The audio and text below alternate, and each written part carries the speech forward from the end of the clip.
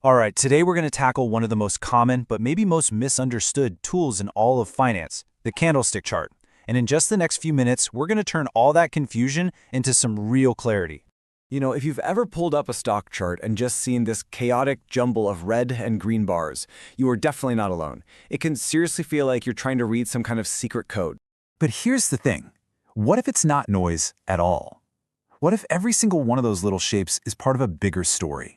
A story about this constant battle going on between two sides. The buyers, who are always trying to push prices up, and the sellers, who are trying to push them right back down. Okay, so let's jump right in.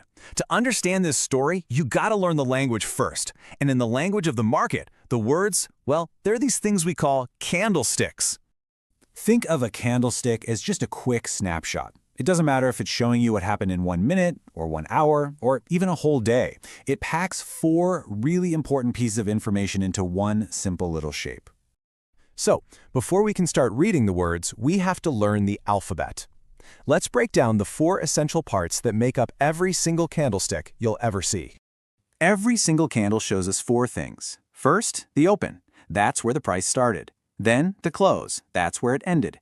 Now, the distance between those 2 points creates that thick part, which we call the body. Then you have the high and the low for that period, and those form the thin little lines sticking out, which we call wicks. And that's it. Open, close, high, and low. Every time. So, the color tells you who won the battle for that time period. Super simple. If the candle is green, it means the price closed higher than where it opened. The buyers were in control. That's what we call a bullish sign. If it's red, well, the price closed lower than it opened. The sellers were in control, and that's a bearish sign.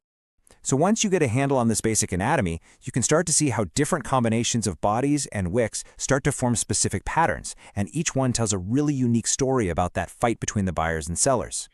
Now this is where it gets really fascinating. The same shape can have totally opposite meanings. Take a look at this one. Small body up top, long lower wick. When we call it a hammer, it's telling us sellers tried their best to push the price way down, but the buyers hammered it right back up. That's a potential bullish signal. But that exact same shape can also be called a hanging man, which is a bearish signal that suggests the buyers are losing their grip. Kind of confusing, right? Don't worry, we're about to make it all make sense. And here's another great example. Dojis. These usually show up when there's a lot of indecision, or maybe a big turning point is coming. The Dragonfly Doji, it tells a story of a huge sell-off that was completely reversed by buyers. That's a really powerful bullish sign. The Gravestone Doji tells the opposite story. Buyers pushed the price way up, but then the sellers just took complete control and slammed it back down, a bearish signal. Each one is like its own little dramatic play. So how on earth can the same shape, like that hammer and hanging man, mean 2 completely different things? Well, this brings us to the single most important concept, the golden rule of reading charts.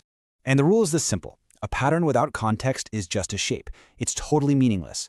Where the pattern shows up is actually more important than the pattern itself. So what is this all-important context I'm talking about? It's the trend. Is the price generally moving up over time in what we call an uptrend? Or is it generally moving down in a downtrend? This is the background setting for our entire story. And this right here, this illustrates the point perfectly. Look on the left. When that shape with the long lower wick shows up at the bottom of a downtrend, it's a hammer.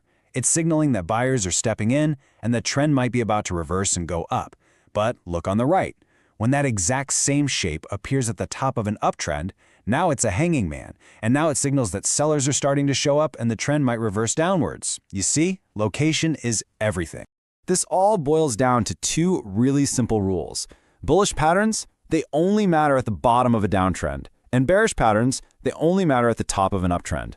If you see one of these special shapes just floating around in the middle of a messy chart, it's probably just noise. You can pretty much ignore it.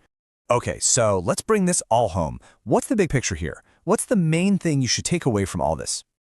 Well, you've learned that every single candlestick is telling a story about that fight between buyers and sellers.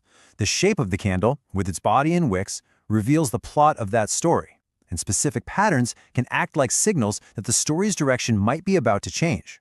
But, and this is the most important part, those signals only have meaning within the context of the overall trend. The goal here wasn't just to teach you how to recognize a few shapes. It was to give you the basic vocabulary to start reading the psychology of the market, to see that whole story of fear and greed, of buying pressure and selling pressure, playing out right in front of you. By learning this language, you've basically unlocked a whole new way to look at the market. You're no longer just looking at random noise, you're looking for a story. So the real question is, now that you know the basics, what stories are you going to find?